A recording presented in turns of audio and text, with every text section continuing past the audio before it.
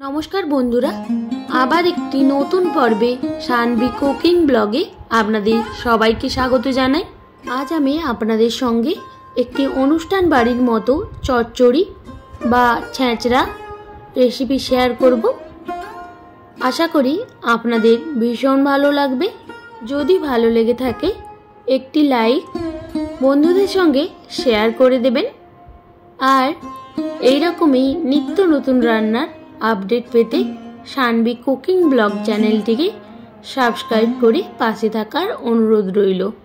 Mix सब्जी दिए शाकेर चच्चड़ी बानानोर जोन्नो आमी एखाने कयेक रकमेर सब्जी नियेछि, जेमन झिंगे, कुमड़ो, काँचकला, बेगुन और आलू।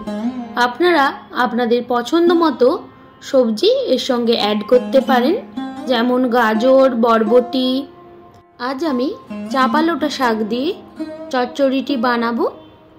आपनारा चापा लोटा शाकेर जायगाय जे कोनो शाक दिए बानाते पारेन, पुঁই शाक दिएও बानाते पारेन, एछाड़ा अनेक रकमेर डाँटा शाक दिएও बानाते पारेन।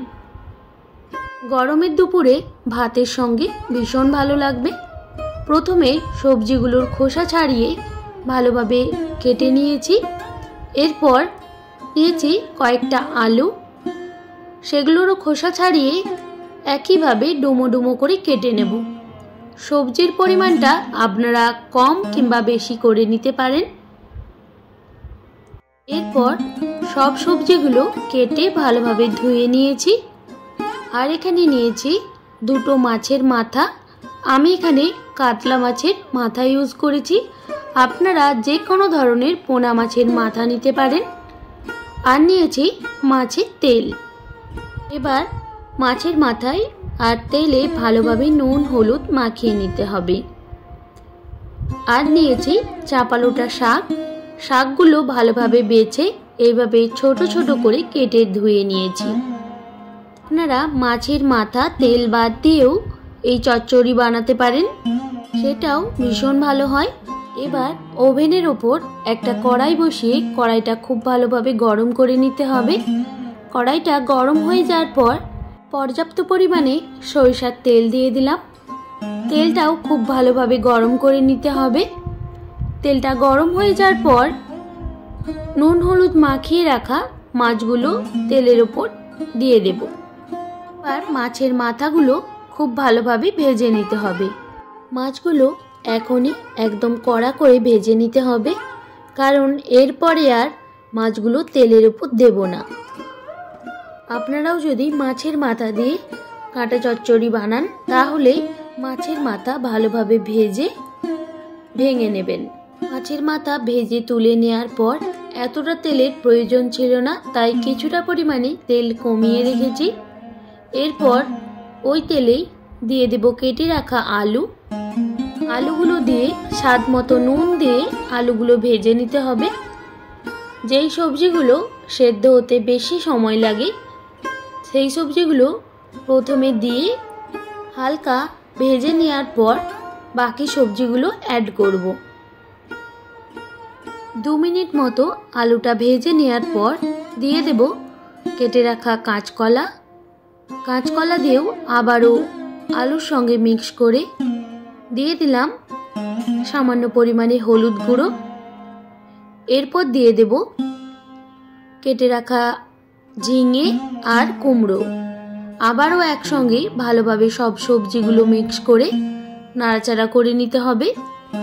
সবশেষে বেগুনগুলো দিয়েও আবারও সবজির সঙ্গে মিক্স করে নেব। এইভাবে প্রায় 4 থেকে 5 মিনিট ভালোভাবে নাড়াচাড়া করে সবজিগুলো ভেজে নিতে হবে।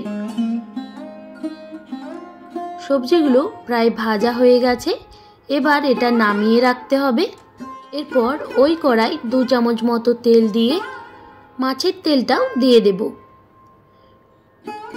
এবার গ্যাসের ফ্লেমটা লোয়ে রেখে মাছের তেলটাও ভালোভাবে ভেজে নিতে হবে। মাছের তেল ভালোভাবে ভাজা হয়ে গেলে ওই কড়াই কোনো রকম তেল না দিয়েই শাকগুলো দিয়ে একটু ভেজে নিতে হবে। আপনারা শাকগুলো না ভেজেও রান্না করতে পারেন। শাকগুলো ভেজে নিলে তাহলে রান্নাটা তাড়াতাড়ি হয়ে যায় আর শাক চচ্চড়ির টেস্টটাও ভালো আসে। শাকে সামান্য নুন দিয়ে শাকগুলো হালকা ভেজে নিতে হবে। শাকগুলো ভাজা হয়ে গেছে, এবার নামিয়ে নিলাম। এরপর ওই কড়াই 3 চামচ মতো সরিষার তেল দিয়ে দিলাম। তারপর দিয়ে দেব সামান্য পরিমাণে 5 ফোড়ন, হাফ চামচ মতো। এবার 5 ফোড়নটা ভালোভাবে ভেজে নিতে হবে। আর দিয়ে দিলাম 2টো শুকনো লঙ্কা। এবার 5 ফোড়ন থেকে যখন মিষ্টি সুগন্ধ বের হবে সেই সময় কেটে রাখা পেঁয়াজগুলো তেলের সঙ্গে দিয়ে দেব। আমি এখানে 2টো পেঁয়াজ কুচি নিয়েছি। আপনারা পেঁয়াজ কুচির জায়গায় এটা নিরামিষভাবেও বানাতে পারেন, সেক্ষেত্রে পেঁয়াজ আর রসুনটা স্কিপ করে দেবেন। আমি মাছের মাথা দিয়ে বানানোর জন্য সামান্য পরিমাণে পেঁয়াজ আর রসুন অ্যাড করেছি, যাতে মাছের আঁশটি গন্ধটা না থাকে।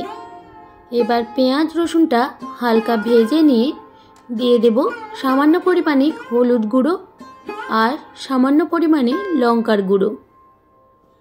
এবার হলুদ গুঁড়ো আর লঙ্কার গুঁড়ো ভালোভাবে মশলার সঙ্গে মিক্স করে নিয়ে দিয়ে দেব ভেজে রাখা সবজি আর শাক। আবারও ভালোভাবে মশলার সঙ্গে সবজি আর শাক মিক্স করে নিতে হবে।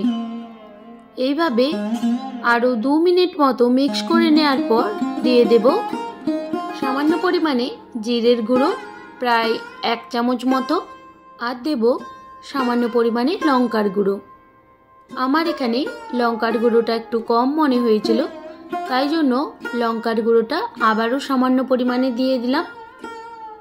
এরপর আবারও সব কিছুর সঙ্গে জিরে গুঁড়ো আর লঙ্কা গুঁড়ো মিক্স করে নিতে হবে।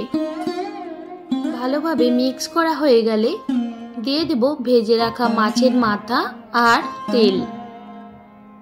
এই ভিডিও ক্লিপটা ডিলিট হয়ে যাওয়ার জন্য আপনাদেরকে দেখাতে পারলাম না। মাছের মাথা আর তেলটা ভালোভাবে সবজির সঙ্গে মিক্স করে নিয়ে একটা ঢাকনা দিয়ে ঢেকে 5 মিনিট মতো রেখে দিতে হবে। ফিরে আসলাম 5 মিনিট পর। এবার ঢাকনাটা সরিয়ে সামান্য পরিমাণে জল দিয়ে দিলাম। আমি এখানে হাফ গ্লাস মতো জল ইউজ করেছি। জলের পরিমাণটা একদম কমই দেব, কারণ এই সবজিটা একটু শুকনো শুকনোই হয়।